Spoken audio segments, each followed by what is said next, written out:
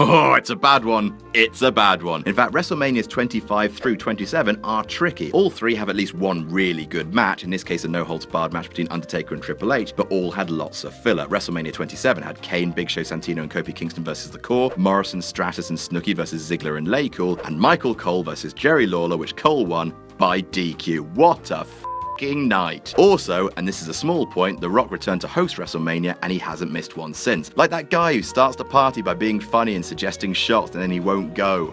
He won't go. I'm Adam from WhatCulture.com and here are 10 fascinating facts about WrestleMania 27. Number 10, WWE wanted to have Brock Lesnar appear in some capacity. At UFC 121 in Anaheim, with Brock Lesnar defending the heavyweight belt in the main event, Undertaker was present with his wife Michelle McCool. After Lesnar got his bell rung by Cain Velasquez, he just happened to be strolling away from the octagon in a daze at the same time Right Dead Fred was being interviewed. The two heavyweights locked eyes briefly, with the Undertaker plainly asking Lesnar if he wanted to do it. The confrontation was tense, but also staged. Reportedly, WWE was interested in using Lesnar at WrestleMania, bringing MMA fans over to the product. The Undertaker's involvement was meant to insinuate the idea of a Lesnar match without outright tampering with a contracted performer. However, Lesnar's exclusive UFC contract made all deals impossible, and UFC head honcho Dana White even publicly stated it was out of the question. Number 9, Sting turned down a match with The Undertaker and a Hall of Fame induction. The internet wrestling scene was in a frenzy in the early part of 2011. A series of 2/21/11 vignettes aired on WWE programming, which many interpreted as the company signaling the arrival of Sting. After a 5-year run in TNA, it looked like Steve Borden would at long last be bringing the grease paint and the baseball bat with him to Vince's theme park of Mean Marks. However, Sting turned down the offer from the company, which would not only have matched him up with The Undertaker at WrestleMania, but would also have seen him inducted into the Hall of Fame. To WWE, since WrestleMania 27 was in Atlanta, Sting headlining the induction ceremony in WCW's backyard made perfect sense. Sting turned it down because he didn't exactly trust WWE, based on the manner that other WCW icons have been used in the past. Just going to leave this pitch of the invasion here. Number 8, Sheamus asked to work with Daniel Bryan. Full growing hair from every pore in his head, Daniel Bryan was a modestly pushed technical wizard whose United States title reign took a backseat to much of WWE's standard gaudiness. 6 weeks before WrestleMania, Bryan found out that he would be working with Sheamus for the belt come WrestleMania. Bryan later found out that Sheamus was presented with 2 candidates for a WrestleMania opponent, Bryan and Rey Mysterio. Sheamus chose Bryan. Turns out,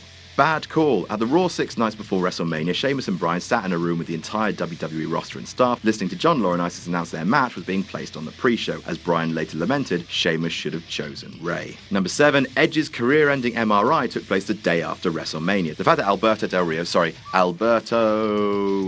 Del Rio, the Royal Rumble winner, was opening WrestleMania was the least troublesome aspect of the World Heavyweight title match. What home viewers didn't know at the time was that Edge was circling the drain as an in-ring performer. Though he made it through the serviceable title match well enough, the rated R superstar, my god, the announcers must have got paid double for this match, knew that this was likely the end of the line. He had been feeling unwell for some time before WrestleMania, experiencing numbness in his hands and arms, and would be reduced to trembling spells at times. Edge underwent an MRI the day after the show in Atlanta and was diagnosed with stenosis, a narrowing of his spinal column. The results necessitated his exit from the ring. Number 6, Dean Malenko received heat for the layout of the Michael Cole-Jerry Lawler match. Whilst most people remember heel Michael Cole as nothing more than an annoyance, you can't deny it would have been nice to see Lawler kick his ass at Mania. And then, the match happened. Oh, doctor, whoever booked a 61-year-old semi-active wrestler and a 42-year-old announcer to go 14 minutes has a proactive sense of humour, but it was up to producer Dean Malenko to help the brothers in headsets fill that time. It didn't go well. It's certainly one of the worst matches in WrestleMania history. Internally, Malenko reportedly received plenty of blowback for his craftsmanship, which included a very long segment where Cole worked Lawler's leg. To be fair, Malenko probably isn't the one who said, hey, let's give Jerry and Michael 40 minutes and end the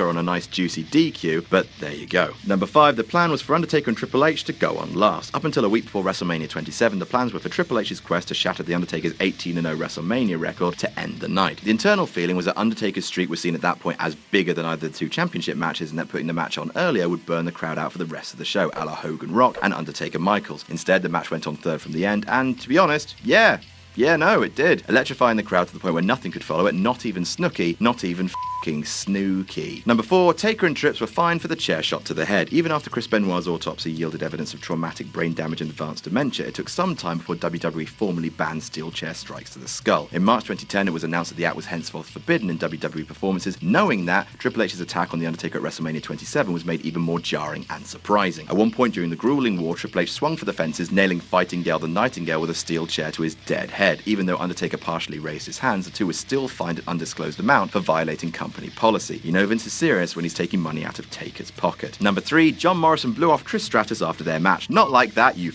f***ing pervs. The main celebrity involvement at WrestleMania 27, if one doesn't count The Rock, came in the form of Snooki. I'm not sure what a Snooki is. I believe it's some sort of Norwegian cheese dish. She would team with Tough Enough trainer Trish Stratus and roster regular John Morrison against Dolph Ziggler, Michelle McCool, and Layla in a 6-person tag that would act as a bridge to the main event. Reportedly, Morrison was amongst a number of wrestlers that took issue with the two non-full-timers taking spots from the year-round female employees, such as Melina, say, his then-girlfriend. When the match was over, Morrison stoically brushed off an embrace from Trish Stratus. Shortly thereafter, Stratus confirmed that Morrison intentionally gave her the cold shoulder. Has there ever been a wrestler with a finishing move called the cold shoulder? Like if Glacier speared someone, oh god, let's move on, this WrestleMania f***ing sucks. Number 2, The Miz suffered a concussion during the barricade spot. The Miz and John Cena's WWE Championship match was not on the higher end of classic WrestleMania main events, and is often cited as one of the reasons why WrestleMania 27 was such a colossal disappointment. Amongst the finish was a double countout and the email equivalent of a run-in from the anonymous Raw general manager. Bollocks. To make matters worse, Miz suffered a potentially serious injury in the closing stages of the match. With the Miz over the corner of the ringside barrier, Cena then leapt over the wall, spearing Miz onto the concrete floor en route to a false countout finish. In taking the bump, Miz's head bounced off the floor, giving the reigning WWE champion a legit concussion. Thankfully, there was little bumping required for Miz after the match's restart, save for a rock bottom, the poor guy. And number 1, it's the only WrestleMania where no belts changed hands. WrestleMania has historically been an ideal place to institute the changing of a guard, to have an established champion make a new star by passing on their belt. Going back to the halcyon glory of WrestleMania 1, the Spring Classic will produce at least one noticeable title change on each of its shows, with WrestleMania 27 being the sole exception. In fact, there were only 3 title matches on the show to begin with. Sheamus and Daniel Bryan's pre-show US title match, which ended in a no contest, which is weird because it's a f***ing lumberjack match. There was Edge and Del Rio's World Heavyweight title match, and Miz and Cena's WWE Championship finale. All 3 title holders escaped with their gold, though each would lose their respective belts within a month. Sheamus to Kofi Kingston at Extreme Rules, Miz to Cena at the same event, and Edge abdicating his belt upon retirement. It's a bad show, guys.